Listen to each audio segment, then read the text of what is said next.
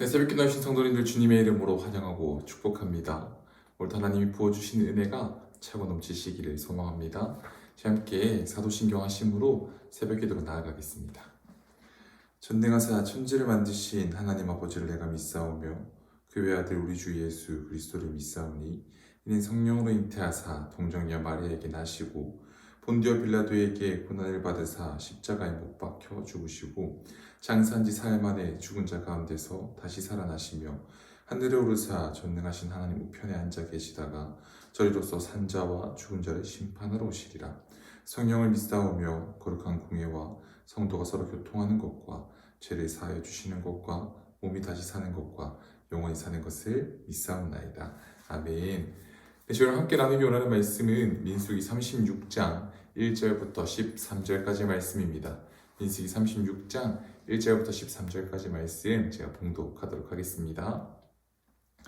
요셉 자손의 종족 중 므낫세의 손자 마길의 아들 길르앗 자손 종족들의 수령들이 나와 모세와 이스라엘 자손의 수령된 지휘관들 앞에 말하여 이르되 여호와께서 우리 주에게 명령하사 이스라엘 자손에게 제비 뽑아 그 기업의 땅을 주게 하셨고 여호와께서 또 우리 주에게 명령하사 우리 형제 슬로보앗의 기업을 그의 딸들에게 주게 하셨은즉 그들이 만일 이스라엘 자손의 다른 지파들의 남자들의 아내가 되면 그들의 기업은 우리 조상의 기업에서 떨어져 나가고 그들이 속할 그 지파의 기업에 첨가되리니 그러면 우리가 제비 뽑은 기업에서 떨어져 나갈 것이요 이스라엘 자손의 희년을 당하여 그 기업이 그가 속한 지파에 첨가될 것이라. 그런즉 그들의 기업은 우리 조상 지파의 기업에서 아주 삭감되리이다.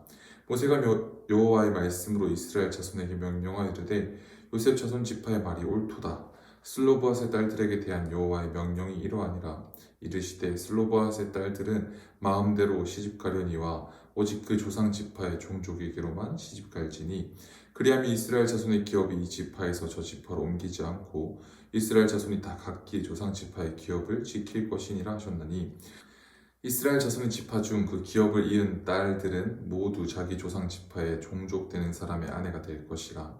그리하면 이스라엘 자손이 각기 조상의 기업을 보존하게 되어 그 기업이 이 지파에서 저 지파로 옮기게 하지 아니하고 이스라엘 자손 지파가 각각 자기 기업을 지키리라. 슬로보앗의 딸들이 여호와께서 모세에게 명령하신 대로 행하니라.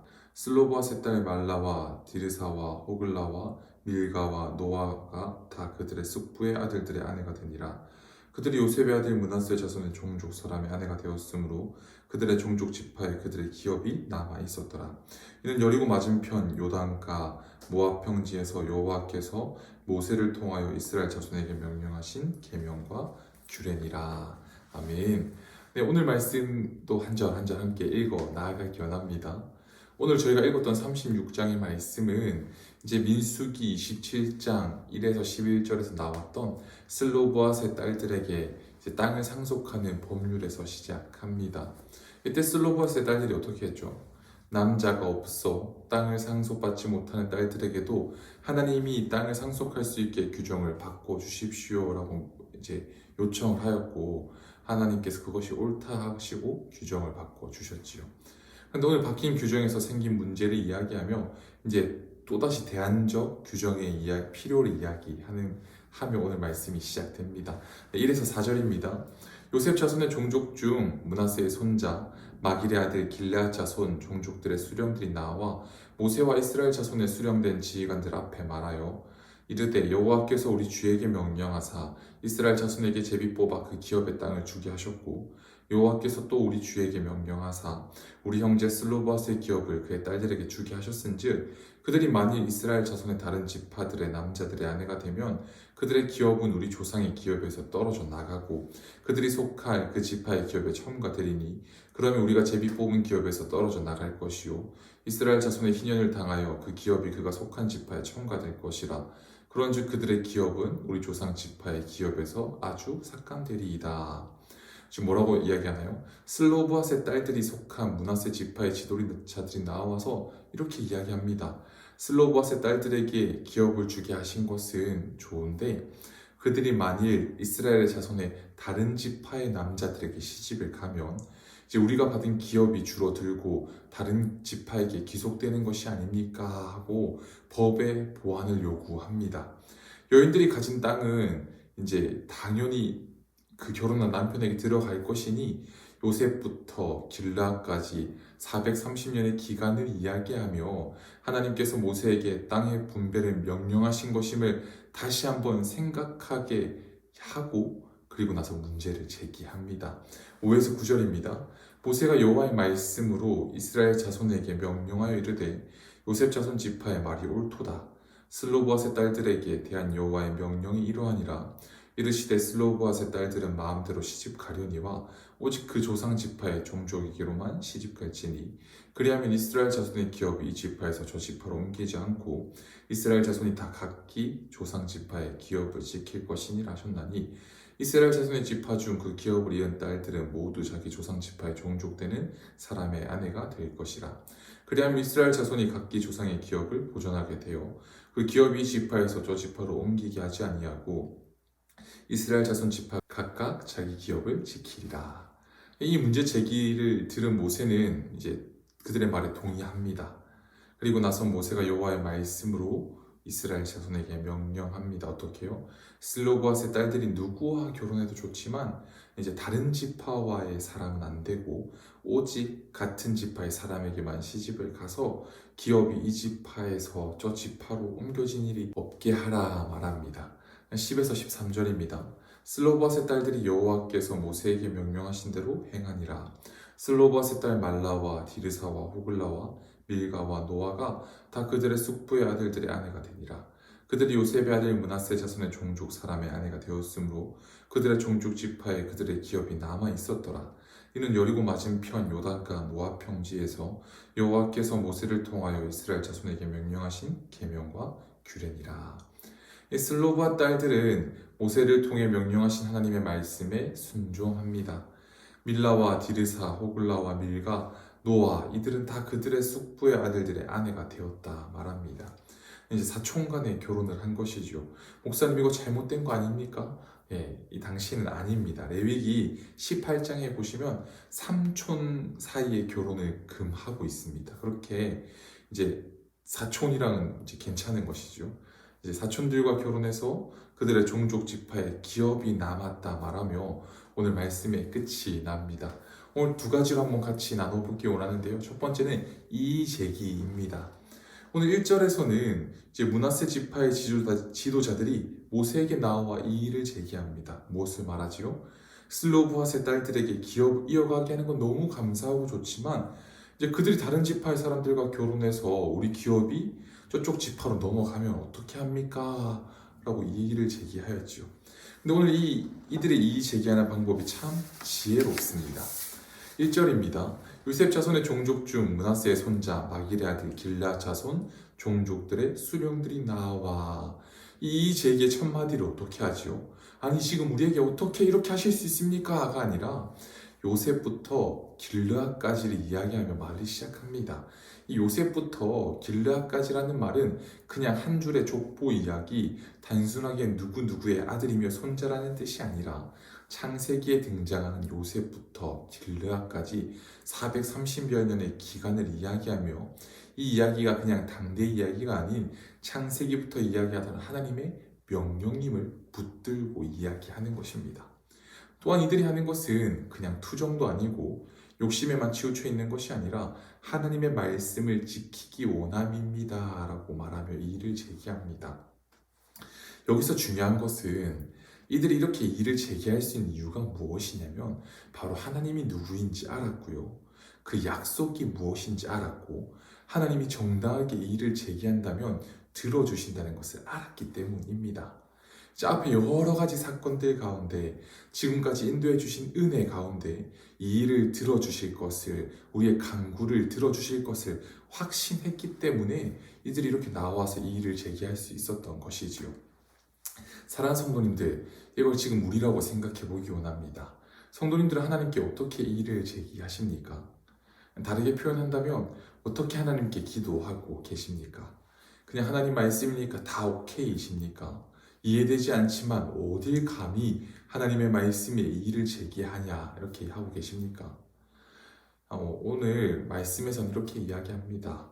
우리 하나님을 더 가까이 하여서 하나님이 누구인지 알았다면 하나님이 어떻게 약속하신지를 알았다면, 하나님이 어떻게 일하시는 분이신지를 알았다면, 우리가 하나님 앞에 하나님의 말씀을 붙들고 정당하게 이 일을 제기할 수 있는, 간구할 수 있는 우리 성도님들 되시기를 주님의 이름으로 축복합니다. 우리 하나님을 더 가까이 해야 합니다. 하나님 우리의 기도에 응답하실 것을 믿으십니까? 우리의 간구함을 알고 계신 분이시고 유일한 우리의 피난처 되심을 믿으십니까? 네, 그렇다면 하나님은 우리의 기도를 들어주시는 분이심을 믿게 되시기를 주님의 이름 축복합니다. 그런데 그냥 어린아이같이 어느 정도 고집 피우는 부분을 이제 허락하시는 분이시지만 더 중요한 것은 하나님의 약속을 붙들고 정당한 일을 제기한다면 얼마든지 우리의 기도를, 우리의 이해 제기를 들어주신 분이시라는 것을 믿고 기도하며 나아갈 때 하나님께서 사랑하는 성도님들의 그 간절한 간구함 가운데 하나님이 은혜를 더하여 주실 줄 믿습니다. 두 번째로 함께 보기 원하는 것은 여호와께서 명령하신 계명과 규례입니다. 13절입니다. 이는 여리고 맞은편 요단가 모압 평지에서 여호와께서 모세를 통하여 이스라엘 자손에게 명령하신 계명과 규례니라. 이제 길고 길었던 민수기의 마지막 문장입니다. 여리고 맞은편 요단가 모압 평지에서 모세를 통하여 이스라엘 백성에게 주신 명령이라 말합니다.